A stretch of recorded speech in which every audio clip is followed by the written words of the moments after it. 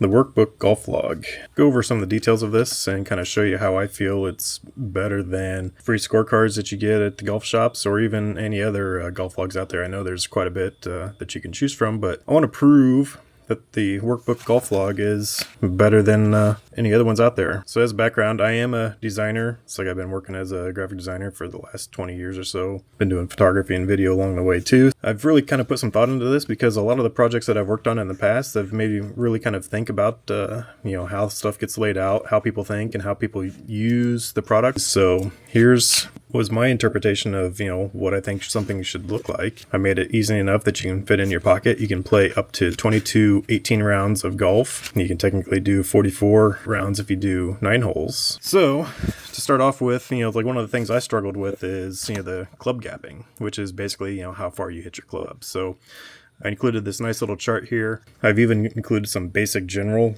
numbers. These are all numbers that I found online. I kind of averaged some out because there was a lot of different places that said how far people can hit, and I know it depends on the person, it depends on the club. I mean, there's a lot of variables, but at least if you're just starting out and you don't know what to do, you can at least start here. I've added these 3 columns that you can add your own. It's got a little description of the things, handicap and the club distances, even how to score. Kind of helps beginners out. Like a lot of people don't need this, but it's there. How to use the book. We've got everything numbered out here. If you don't know what to carry in your golf bag, here's a basic list. Let's say you're playing with a group of friends and you keep wanting to say, oh, I just sliced it. Well, maybe you forget, if it's a hook or a slice. And then equipment checklist. So I've kind of designed this in a way that it's easy to keep in the pocket. We've got 9 holes here, 9 holes here. It goes against the typical scorecard where everything's goes crossways, which I've never really liked that way. I really kind of like this, and there's a reason for this I'll show you later. We've got your course, so it's like, the course that you're playing on, if you're playing 18 or 9, if you're walking or riding, what you paid for the green fee,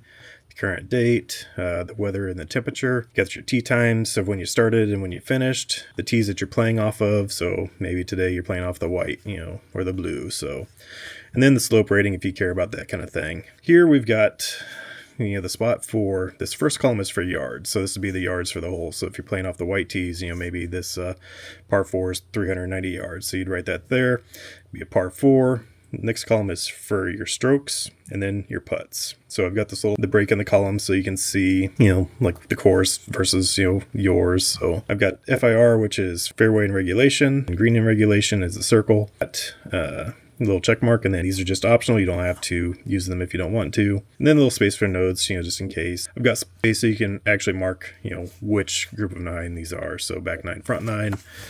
Got your totals, and then your final totals, for all 18 holes. A little space up here for, the balls used. You can, put down, the Callaways or the Titleist and, numbers. Be like, I went through 5 balls. Recap, and however you want to use that. If you want to submit your handicap, got a little check box here. You can write in your handicap, and then if you've submitted it, small number of people, percentage of people will actually use this, but I put this here just in case. All notebooks will come with a little post-it note tab that you can move to mark your page, which I've got this little line that says, place the marker there. So I like this vertical format, partly because, it just keeps everything nice and even down the page. As you move towards the center, it gets harder to write. The one reason why I did it this way, again, was because I personally like this, so that you weren't writing it in the spine. I'm going to show you something here.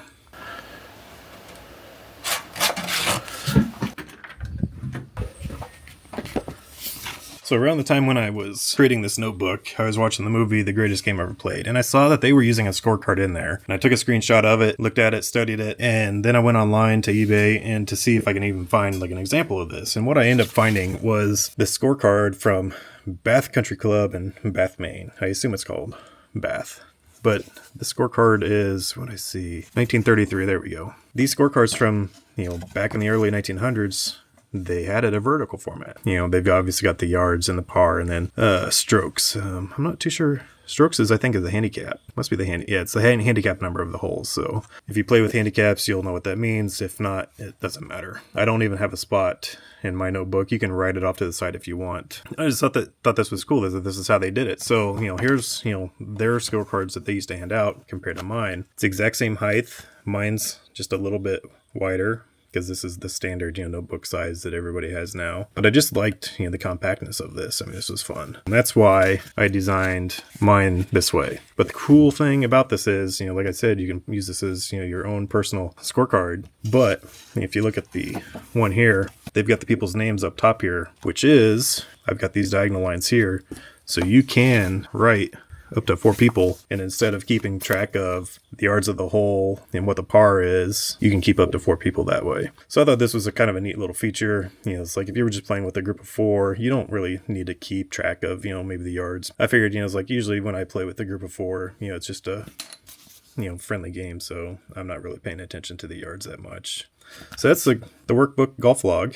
It's nice and compact, fits in your pocket. It's got a soft touch to it, so it's got a little coating to it, so it feels grippy. You can pull it out of your pocket easy. And the other thing that I made sure is the paper. The paper is really easy to write on with pencil, which a lot of these country clubs, and they have kind of a coated paper, and it's really kind of hard. It doesn't feel very good writing on pencil on it. It's like you almost have to press into it to get it to mark anything. That's why I believe that my golf log is top out there. I mean, there's probably not very many out there that have thought about all the details that I thought about when I put this together, and I hope you see it too. So yeah, there it is, the workbook golf log.